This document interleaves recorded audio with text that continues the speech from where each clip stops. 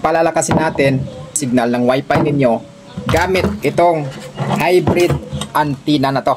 So napakadali lang i-install to. Kuha ka lang ng pole, tapos ilagay mo lang to sa pole. So tayo mo lang sa pole.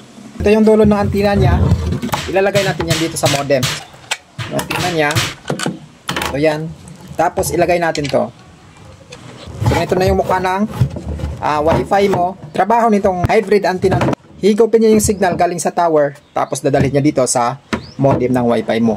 So sa paraan na yan, mas mapalakas pa yung signal ng wifi mo. Proven and tested to siya, ma'am and sir, no? Kasi nga ito yung ginagamit ko na antenna sa mga piso wifi ko. So maganda ito kahit na meron siyang mga harang na kahit na mga kahoy, malakas pa rin siya humigop ng signal. Kung interesado kayo dito sa antenna na to, itong hybrid antenna na 36 dBi, click mo lang yung yellow basket, mapupunta ka na mismo sa store. Ano pang hinihintay mo? Kung gusto mo mapalakas yung signal ng wifi mo, ito na ang solusyon, itong hybrid antenna na to.